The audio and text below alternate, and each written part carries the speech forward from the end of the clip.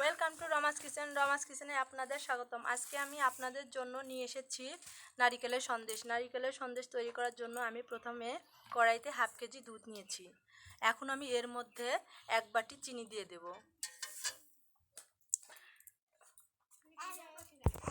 দুধ দেওয়া হয়ে গেছে। এখন এই উপকরণগুলো সুন্দর করে একসঙ্গে মিশিয়ে নেব। 2-3 মিনিট একটু অল্প তাপে রান্না করে নেব। আমি এখানে 3টা নারিকেল নিয়েছি। 3টা নারিকেলের জন্য হাফ কেজির বেশি চিনি নিতে হবে। আমি এখানে হাফ কেজির একটু বেশি চিনি ব্যবহার করেছি এবং হাফ কেজি দুধ নিয়েছি এবং 2টা নারিকেল। আমি নারিকেলগুলো সুন্দর করে কুড়িয়ে নিয়েছি। এই যে দেখুন, নারিকেলগুলো আমি এভাবে কুড়িয়ে নিয়েছি।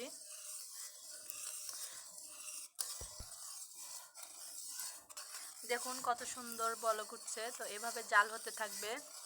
এইভাবে এই দুধগুলো শুকাতে হবে। শুকানোর পর তারপর এর সঙ্গে আমরা নারিকেল একসঙ্গে অ্যাড করব। দেখুন আমি আধা ঘন্টা মতো তাপ দিয়ে রান্না করে নিয়েছি। এখন এর মধ্যে আমি নারিকেলগুলো দিয়ে দেব। আমি এখানে 2টা নারিকেল নিয়েছি।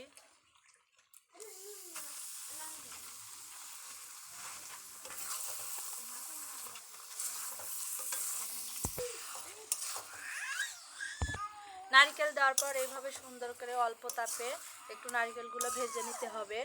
দেখবেন তাপ যেন বেশি না হয়, তাহলে কিন্তু নারিকেল পুড়ে যাবে।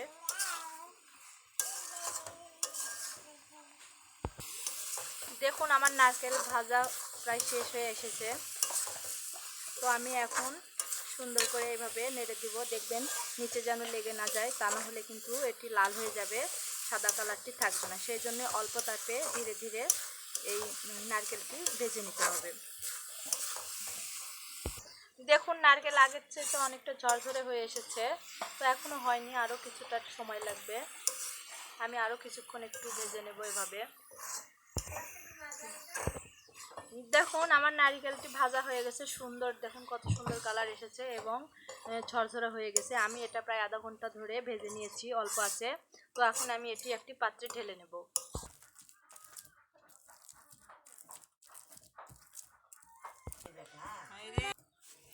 এভাবে গ্লাস দিয়ে সুন্দর করে এভাবে ডলে নেবেন। নেওয়ার পর দেখুন এই রকম মাটির ছঞ্চ আমি এখানে ব্যবহার করছি। এগুলো প্লাস্টিকেরও কিনে পাওয়া যায়, তো আপনারা এই প্লাস্টিকেরগুলো কিনে ব্যবহার করবেন। এখন আমি এর মধ্যে থেকে অল্প অল্প করে নেব, নিয়ে এখানে বসিয়ে দেব।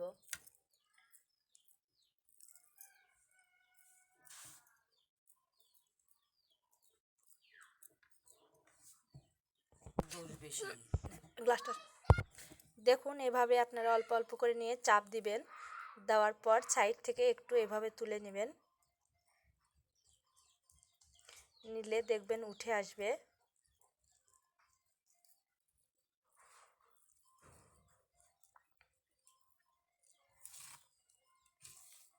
এই যে দেখুন হয়ে গেছে।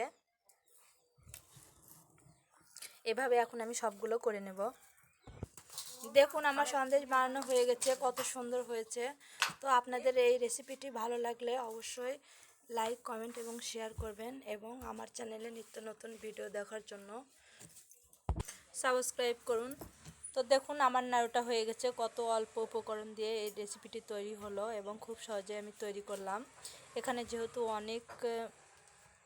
খুব বেশি চিনিও নেই, তো এটি খেলে আপনাদের শরীরের খুব সমস্যা হবে না। কিসে আপনাদের এই রেসিপিটি ভালো লাগলে অবশ্যই আমাকে কমেন্টের মাধ্যমে জানাবেন।